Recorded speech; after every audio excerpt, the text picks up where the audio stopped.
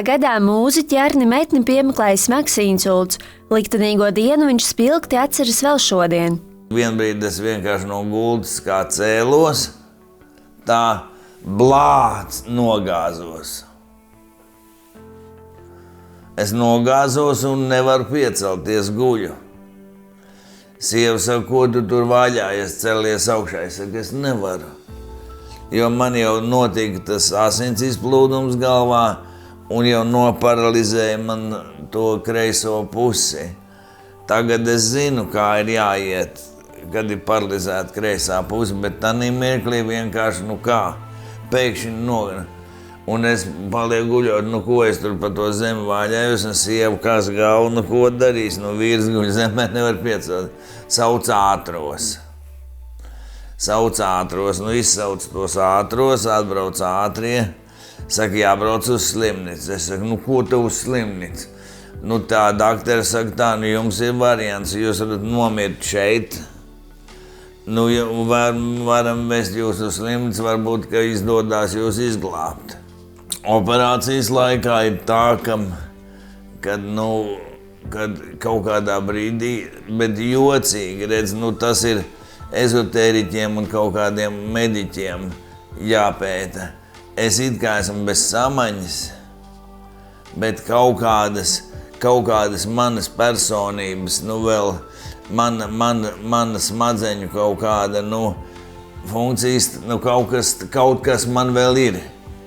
Kaut kas, es nezinu, varbūt, ka tā ir dvēsele vai ne, kas vēl ir ar manu ķermeni. Un kādā brīdī es saprotu, ka es mirstu.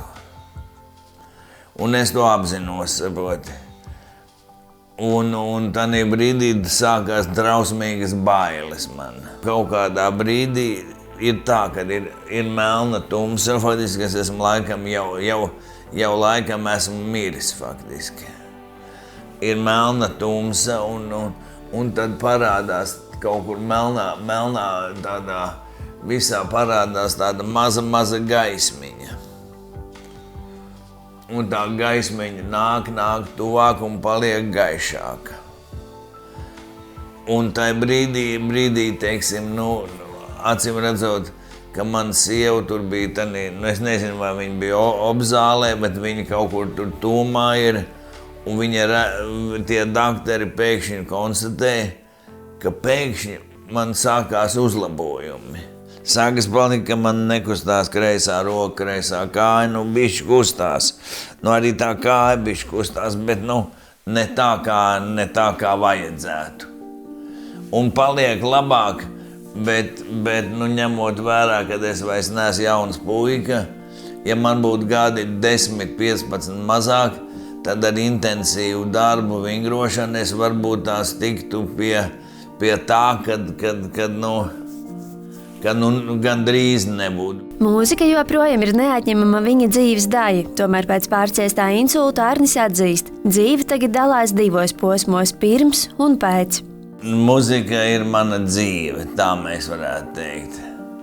Tanī brīdī es par to nedomāju, es biju varen priecīgs, kad es esmu vispār dzīvs. Jo pārējais viss, ko es varu elpot, varu redzēt, bet viss ir tas, teiksim, viss tas mans, kā lai sakot, mans gars un mana dvēsele, tā ir muzikā.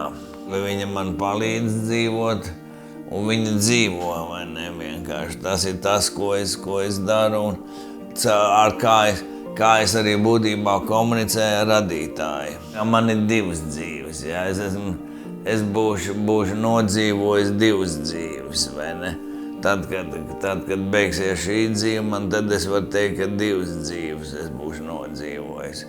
Jo mainījās, daudz kas man mainījās pēc tā viss. Es sapratu, kad radītāja, tie ceļi pie radītāja ir dažādi. Bet tas, ka cilvēka šīs zemes gaitu uzdevums galvenais ir meklēt ceļu pie radītāja, tas ir fakts. Tad, kad es nonācu mājās, Tad pirmais, ko es darīju, es komponēju Kyrie eleison, kas arī ir šīs Zilā kalna mesas pirmā daļa.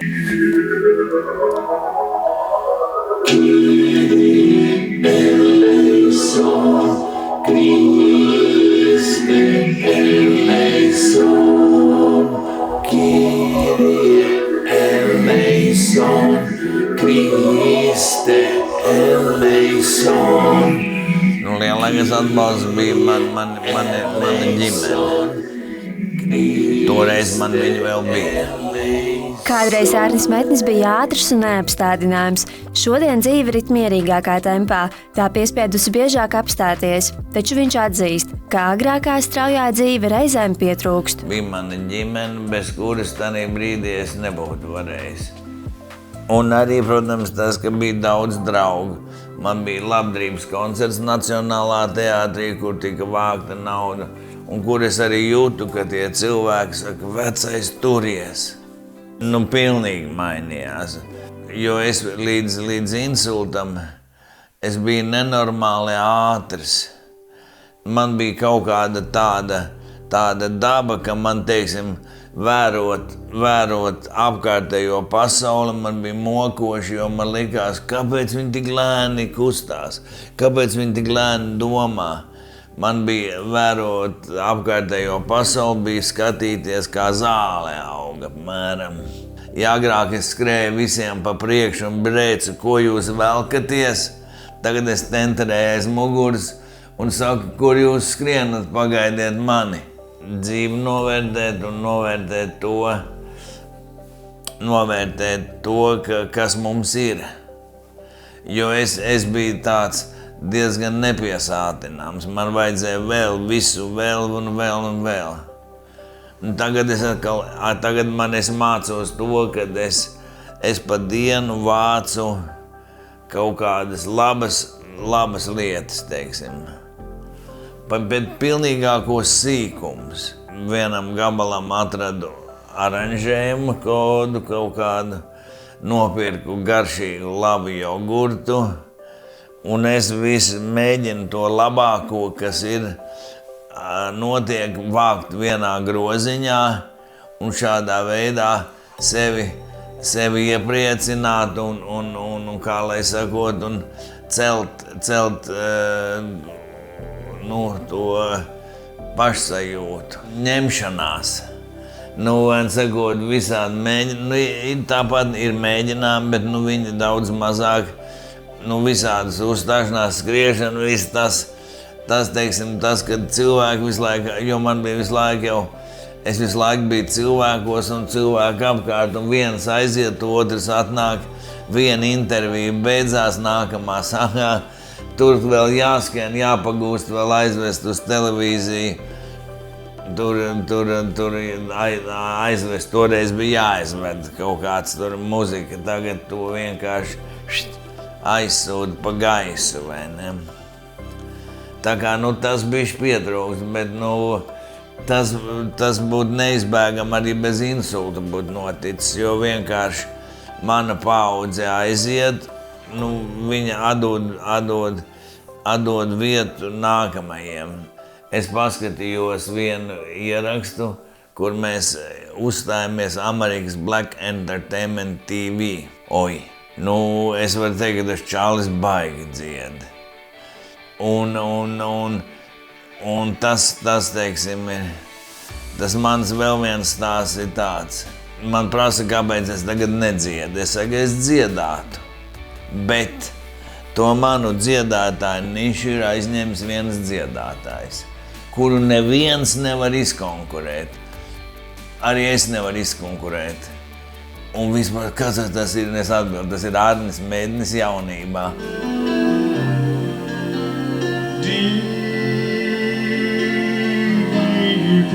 Ļoti laba frāze, divas bija ļoti labas. To cross over and to come around.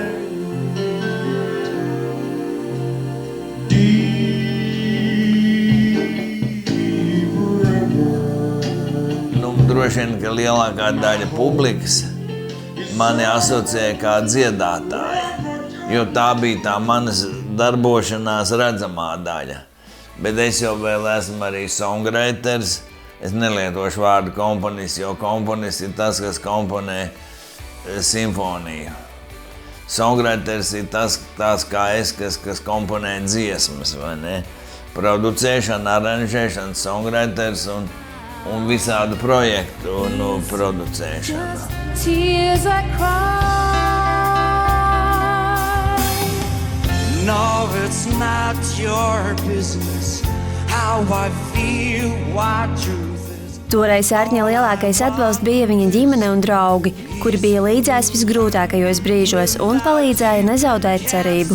Ārnis Metnis atzīst, bijuši arī brīži, kad pārņēmis izmisums, taču šobrīd viņš cenšas visā saskatīt pozitīvo un būt pateicīgs par dzīvi. Tas, ka tu vairs nevari, tas bija briesmīgi. Tas bija visbriesmīgākais. Jo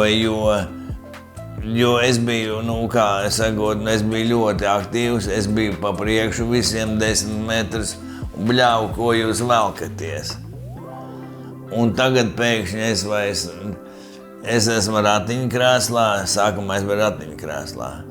Es esmu ratiņkrēslā un es nekur nevaru pats un man vajag aizstumt, jo ratiņkrēslā es nevarēju pārvietoties, tāpēc, ka lai ratiņkrēslā brauktu, vajadzīgs 2 rokas.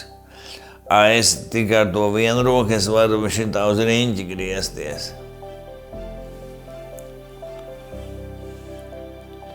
Nu jā, bet tas arī bija tas, kāpēc es netiku uz loģijas.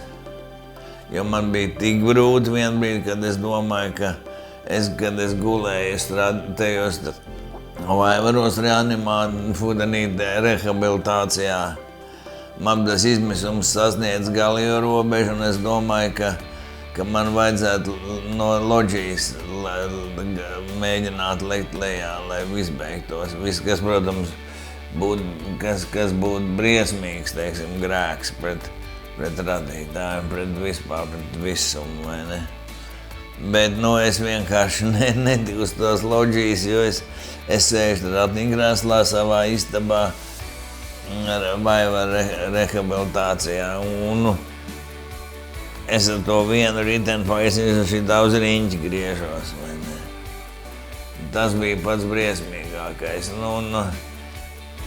Tagad ir, es varu pats funkcionēt,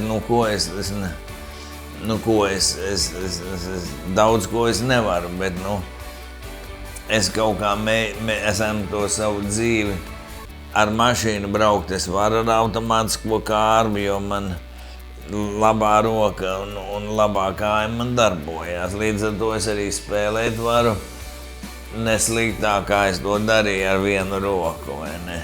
Un man no visa bija baili. Man bija kaut kādas dzīvnieciskas bailes, kad es kaut ko nevarēšu, sakot, kaut kas. Tagad tas ir, paldies Dievam, pārvarēts, un ko es varu darīt, ir kaut kādas lietas, kur es skatos, kad es kaut kur dodos uz jaunu vietu, kur es neesmu bijis. Kā es tur varēšu iet, vai tur trepēm ir lenteri, kur pieturēties ar veselo roku. Es to visu pētu, un pirms tam ir maz drusciņ stress, vai es tur varēšu normāli piekļūt. Radītājs ir, tas ir fakts. Un, kā lai sakot, viņš ir žēlīgs, un viņš mūs vada.